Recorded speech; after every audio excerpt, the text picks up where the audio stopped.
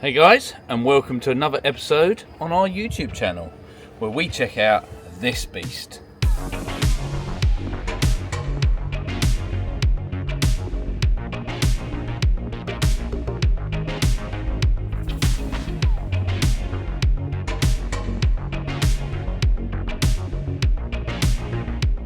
So as you can see, it's definitely not standard.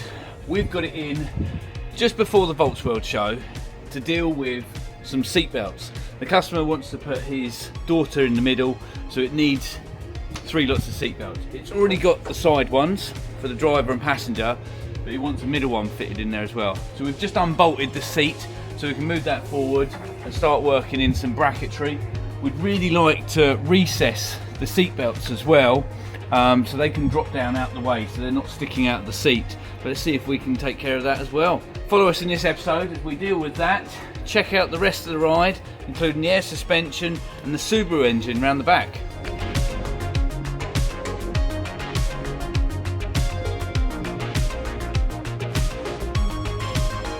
So he's actually running the banded Sprinter wheels on this, and then he's cleverly made up the centre caps as well. So they've got the original Sprinter cap behind that has been bonded to this, and it actually holds it in place and looks pretty smart. Same on the front. The Sprinter wheels, these are, what are they on the front? They are 205 40 17s.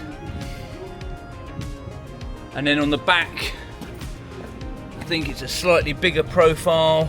We've got a 235 40 17. So don't forget to go check out their Instagram page as well. Shifty, the VW pickup. I absolutely love the patina on this. Nicely done. It looks like it's all been treated with anchor wax just to seal everything in. Check out that number plate as well. Awesome.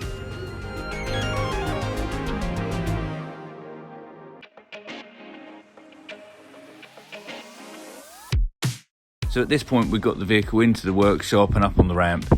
You can see from underneath nothing is standard. It's had some ducting made to drive air up onto the radiator. Also, Rob needed to take care of a clutch adjustment on the cable, so he's doing that now.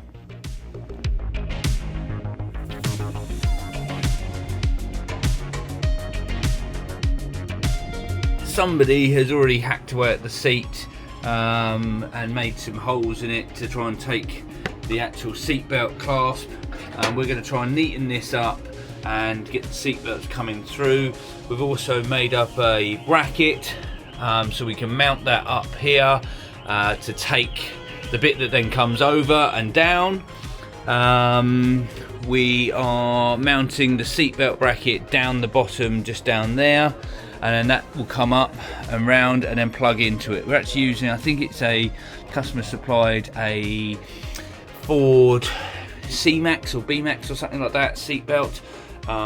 So it comes up and over, plugs into one side and then over to the other side. But yeah, we'll get that sorted out and then we can put the seat back, and that all disconnects and can be tucked over the back. So the only thing you see is the actual seatbelt clasp. We had planned to try and do a bigger hole that you drop these down and out the way. Only issue is you can't get them back up again. You'd have to have such a large hole to put your hand through to then pull them back up. So unfortunately, with time restraints, we need to just get these seatbelts in. So it has 3 positions to sit in and get it ready for the show.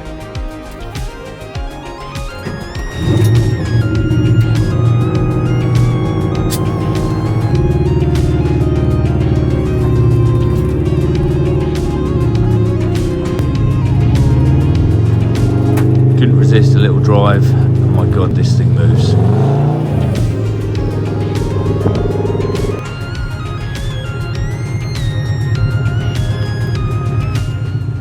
That's all the seat belts in place.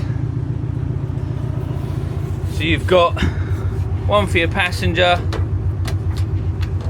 on this side. So the centre seat belt is actually hidden behind the seat.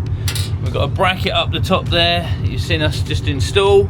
You take this, plug it in down the bottom there, pull this, bring it across and plug it in to the other side there, giving you a centre seat belt as well, and then the same on the driver's side.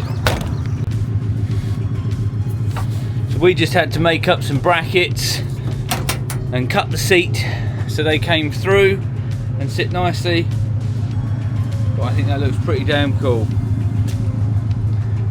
I just want to take you round the truck because this thing is just badass. Look at that steering wheel, really nice. Custom gear knob. We've got the air ride as well. This is going to be relocated later on to underneath the dash. You've got all your gauges as well, so you can keep an eye on everything. Obviously it's got proper heaters as well because it is water cooled.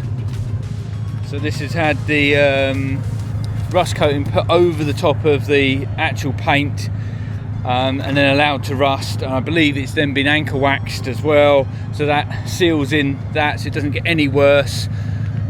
But the truck is all solid underneath.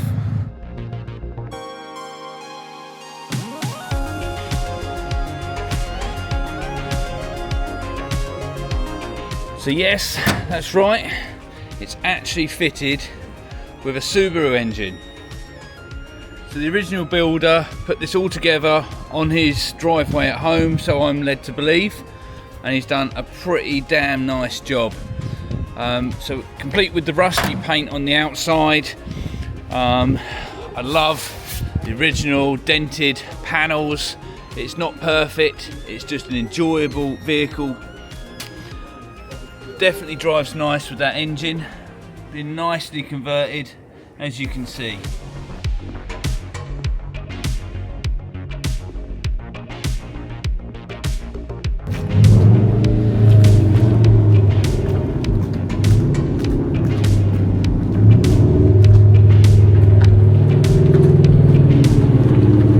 See you later. Thanks guys for joining us. Catch you next time. Kaz, Surrey Auto Works.